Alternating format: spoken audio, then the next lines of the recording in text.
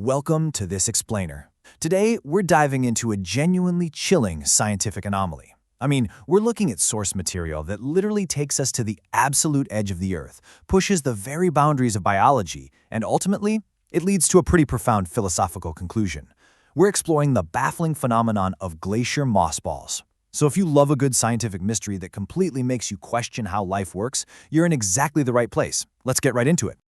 Okay, moving on to Section 1, the green mystery on the glacier. To really wrap our heads around this source material, I want you to mentally travel with me right now to the freezing, barren expanse of the Root Glacier in Alaska. Just imagine walking across this desolate landscape of ancient, crushing ice. This is exactly what Dr. Tim Bartholomew from the University of Idaho was doing.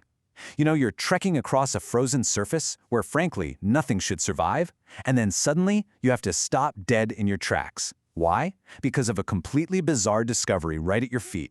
Resting right there on the freezing ice, Dr. Bartholomew found these bright green balls of living moss. And here's the crazy part. They're completely unattached. There's zero roots digging into the ground and absolutely no connection to any soil whatsoever. They're just sitting there, somehow surviving in the bitter cold, looking starkly green against this vast sea of white and blue ice. As wild as just their existence is, let's jump to Section 2, moving like a flock, a coordinated herd. Because the true mystery isn't just that they're there, it's what they actually do. So, here's the absolute kicker. These moss balls aren't stationary. They actually move across the glacier. Researchers tracked them and found they travel at an average speed of 2.5 centimeters every single day. They are actively, purposely traversing the ice. And here is where things get incredibly weird. Speaking to American National Radio, Dr. Bartholomew explained that it's not just, one rogue moss ball tumbling in the wind. He noted, and I quote, "The entire colony moves at the same speed, in the same direction." Think about that for a second. No one is telling them to walk. There's no leader, yet they move in perfect choreographed coordination, literally like a flock of birds or a herd of wild animals.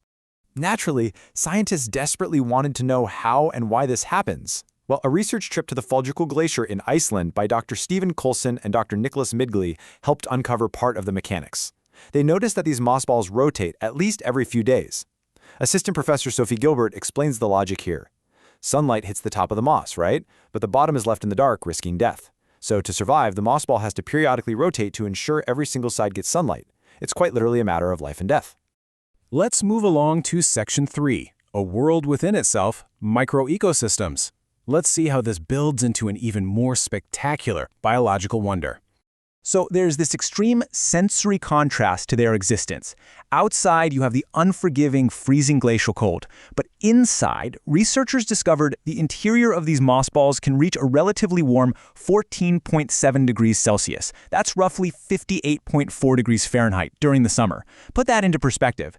You're standing on a massive block of freezing ice, but inside this little green sphere, it basically feels like a mild spring day. Because of that internal heat trapped inside the moss, something remarkable happens. Every single moss ball becomes a world unto itself. It hosts a thriving micro-ecosystem. The source notes that tiny creatures like springtails and tardigrades, those water bears famous for surviving extreme conditions, make their actual homes inside these warm green spheres. It is literally a tiny, self-sustaining world, just slowly rolling across a frozen wasteland. Absolutely wild. Which brings us to our fourth section, brainless coordination, flawless movement. What's really interesting here is what these moss balls physically lack while performing these incredible feats of survival and movement. Let's look at the anatomical reality. They don't have a brain. They lack a nervous system entirely. And they have no eyes. They can't see each other, and they can't send messages back and forth. Yet, as we established a minute ago, the entire colony somehow knows where the sunlight is, and they coordinate their rotation and movement flawlessly. They all turn in the exact same direction, together, without any of the internal machinery we usually associate with movement or communication. This completely hits a wall in current scientific understanding. Researchers have measured the movement, they know for a fact it's real, but the how remains totally elusive. This prompts the source material to ask a series of deep, really logical questions, starting with this one. Is coordination possible without a brain? We're looking at undeniable, measured coordination in nature, but it is completely devoid of a central nervous system. The source follows up with another profound question. Can an organism truly feel where the sunlight is without any visual organs? It knows exactly when and how to rotate to save its underside from dying in the pitch black, yet it doesn't have eyes to track the sun across the sky. How does that work? And finally, how can they move together with the precision of a flock without any known means of communicating? There are no signals, no sounds, no chemical trails that we know of dictating this herd-like behavior. They just move together. This brings us to the fifth and final section of our explainer, a universal chorus, TESPI. While scientists continue to measure this reality and hunt for the biological mechanisms behind it, the source text steps into this void of human understanding to offer a theological methodology. It provides a totally different lens to view this scientific anomaly through.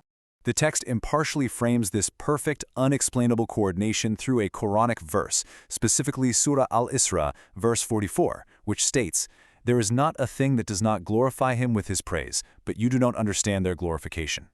The source uses this to bridge the gap between empirical observation on the ice and a spiritual framework, suggesting there might be a profound, unseen order at play here.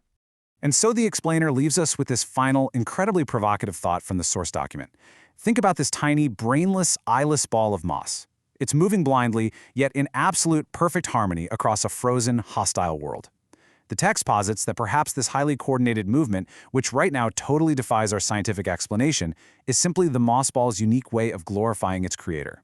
It's this fascinating blend of hard glacial science and deep philosophical inquiry. So, what do you think drives the mystery of the ice? Keep questioning, keep learning, and thank you so much for joining me for this explainer.